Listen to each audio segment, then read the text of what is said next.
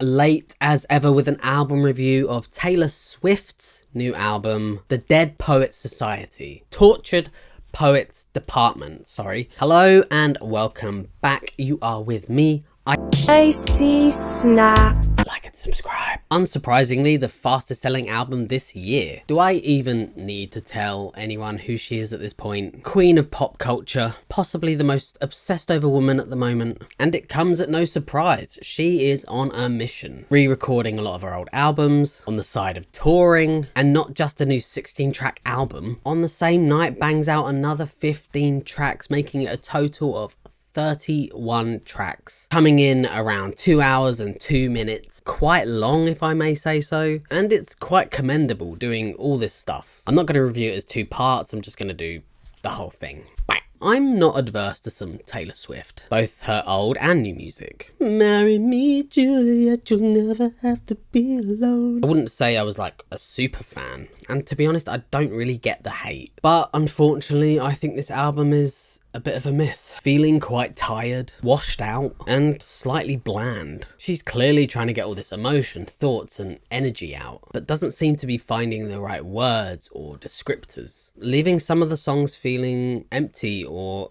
a bit silly. Maybe it's all this work she's been doing besides all the music. Or perhaps when you become this huge persona that everyone loves, people don't want to criticize you. Or maybe it's her collaborations with Jack Antonoff feeling a little stale. I'm not looking for something mind-blowing or even something new, but if you're not gonna do anything new, do it better, or at least keep it at the same level of quality. And this level of quality just isn't there. As I've said earlier, the production feels washed out and a little tired. Take for example the first song, Fortnight, featuring Post Malone, one of the few collaborations on the album. The song having obvious 80s influence. Usually I love that sound, 80s synthwave, but this song takes the most basic elements of that style and does nothing with it. You have the most classic bass line, dun dun dun dun dun dun dun dun dun dun dun dun dun dun dun. That's not to say that that sound isn't classic and can't be great, it's just here it's not done like that. It's paired with these really lifeless sort of basic synths, and the choice of percussion is just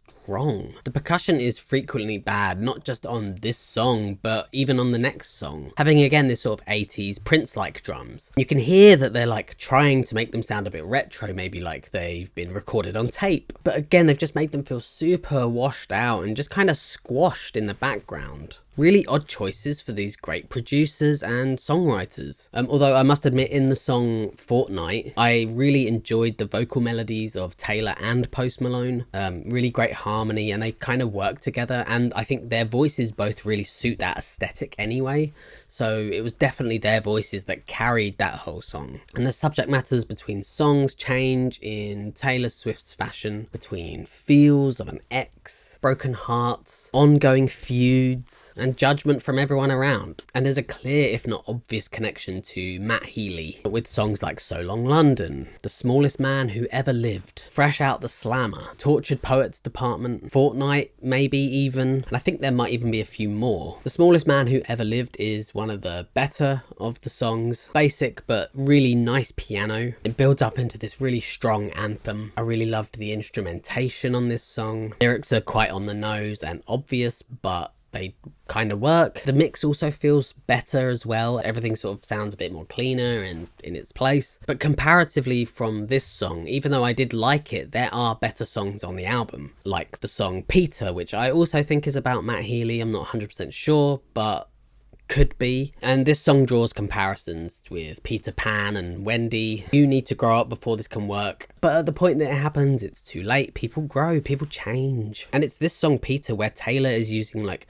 really great imagery and her descriptors are on point. This is the Taylor Swift I think people love, right? And her voice and the instrumentation, like her breathy voice is quite nice and it really suits the aesthetic. The instrumentation is really nice and melodramatic and quite sweet. I wish there were more songs like that on the album. There are other songs on the album about other people, of course. It's not all just about Matt. Thank You Amy, which is about Kim Kardashian quite clearly. The song title giving me like that meme energy. She loved, he lied. Feels like a song where she's just making the song to have a go at Kim. It's kind of like, well, what's the point? You know, what's in it for the listener at this point? Lyrically, the album is hit and miss with bizarre imagery, questionable lyric choices, song down bad with alien abductions, or the classic touch me while your friends play Grand Theft Auto. We declare Charlie Puth should be a bigger singer. Who's saying that? If Matt Healy said that, he really is trash. I scratch your head, you fall asleep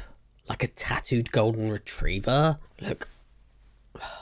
Here's the thing, I know Taylor is a great writer. You hear this countlessly in other songs of hers. So what happened here? In my opinion, it feels kind of rushed, like, yeah, that analogy will do. And then just bang. Anyway, I know lots of people have mentioned how some songs sound derivative of other artists like Lana Del Rey or Olivia Rodrigo. And yeah, it's kind of true, but I don't think it's bad to find influence from other artists. I just don't think it's done in a way that makes it Taylor's. But saying that, I do feel she achieved kind of individuality on the song I Can Fix Him, but you can still hear these influences, but it really sounds like a Taylor song. These really nice guitars, this kind of lovely dreamy use of panning, but these really weak drums again. Percussion just feels like it's drowning in reverb, or it's just non-existent. And talking about the mix again on this album, sometimes it just feels kind of wonky. Take for example the song Florida featuring Florence and the Machine, and Florence Welch's voice just feels so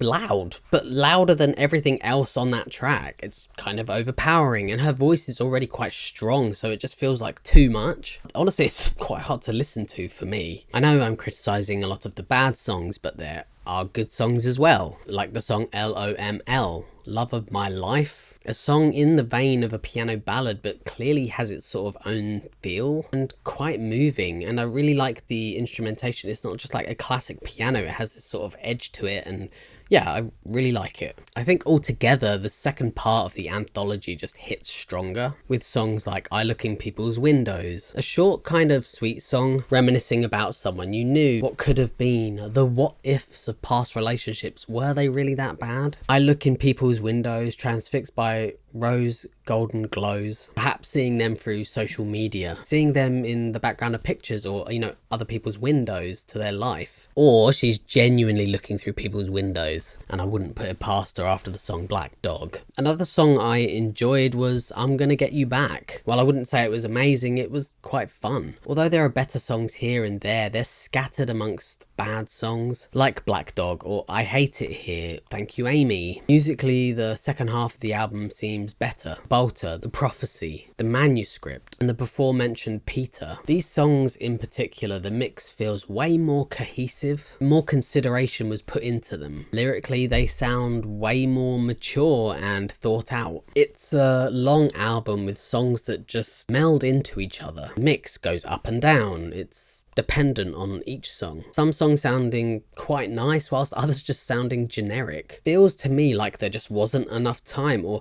they were just pushed for time to really think about what she wanted to say or how she wanted to word it. Songs sounding like an attack or just blatantly obvious. I'm sure she is surrounded by all these pressures, you know, becoming that big and having the pressure of being like a woman who's that big. It's probably quite hard. Why not take a small break, step back a bit, maybe find some new collaborators? Lyrically, the album feels shallow, confused, and sometimes quite concerning. Have you ever heard the saying, celebrities become mentally stuck at the age they become famous? That's sometimes what this album feels like. So with that, I think I want to give this album a 4.5 out of 10. Thank you so much for watching. I love making these videos. Sorry they come out so infrequently, but you know, did you enjoy it? Let me know below.